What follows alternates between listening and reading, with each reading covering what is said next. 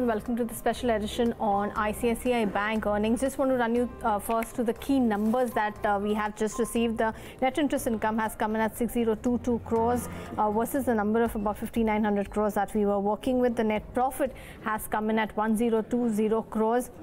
As compared to 1061 crores that again the Bloomberg estimate threw up, some more or less meeting estimates. Do remember that there are about gains of 3,300 crores coming in on account of the stake sale in ICICI Securities during the quarter. Net interest margin that has come in higher at 3.24% versus 3.14% on a Q-on-Q basis. A most important number is the gross NPA number that everybody was watching out for, especially after the kind of big spike in slippages and gross NPAs that we saw from Axis Bank. That gross NPA number for the quarter for ICICI Bank has come in at 8.84% as compared to 7.82%. So this is along the lines of the lower estimates of that entire gross NPA range that we had seen from analyst estimates. So not at least don't look very bad from the first looks of it. The gross NPAs for the quarter have come in at about 54,000 crores versus 46,000 crores on a sequential basis.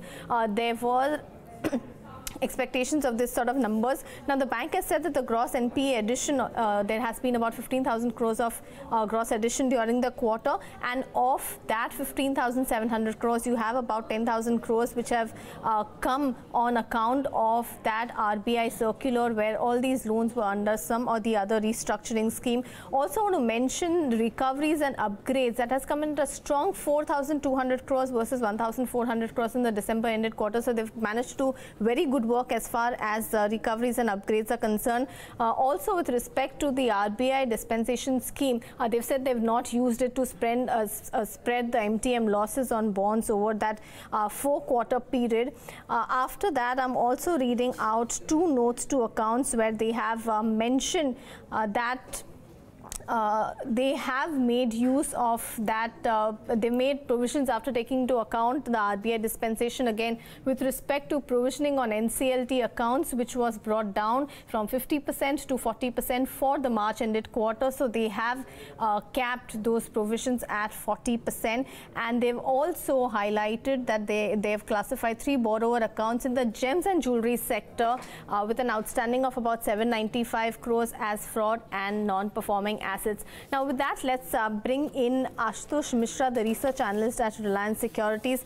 Ashutosh, from your first reading of the numbers, do they look or do they not look as bad as one was expecting? So fresh slippages number is as bad as what we were expecting. Basically, I think the highest ever for the bank has in the same lines. But surprising part is the upgrades and recovery, which has increased. All right. Do you really believe that all the stress is now fully recognized in case of ICICI Bank? Yeah. All right, I think we have lost him and we will try to reconnect with him. But the key thing that he was trying to say, or what I understood, is that the number, it doesn't look as bad as expected. And I was talking about 3 accounts which they have said in the gems and jewelry sector with a total exposure of 795 crores, which have been classified as NPAs during the quarter. I'm also going to run you through some of the other highlights that they have shared. I also wanted to point out the operating profit number. They haven't done bad on the operational front in this quarter. And in fact, even when you try to look at the provisioning number, that has come in at 6,600 crores versus 3,500 crores in the earlier quarter, more or less on expected lines. But there is also some amount of tax right back which is helping. Ashutosh, I think we just lost what you said and we couldn't get the last part of it. Just want to understand what is your first reading of the numbers, and do you believe that all the stress is recognized on the books now? So drill down list, which was 19,000 crore in the last quarter, has come down to roughly 4,500 crore for the banks at this point of time. So that clearly indicates that most of the stress has been recognized by the bank. What we need to more analyze is that what type of PCR they are covering. My main concern with ICICI Bank at many of the corporate banks, their provision coverage ratio, excluding. All right, I think we have lost him again, but an important point that Ashutosh was making there, and he's highlighted some of the other numbers that the bank has shared. They have said that the drill down list or the watch list, which means that below investment grade exposure in certain key sectors that they have identified, have decreased to about 4,000 crores just from 19,000 crores in the previous quarter. So that's a big reduction coming in on that front as well. That apart, even when it comes to some of the business, let's talk about the business growth. Domestic advances have grown by about 15%. That's a good number. Retail continues to, retail growth came in at 21%. So again, that has continued to remain at 20+% level. So that shows that the traction in retail does continue for the bank. Deposit growth also, the CASA has grown by about 17%. The CASA ratio has inched up marginally to 51.7%.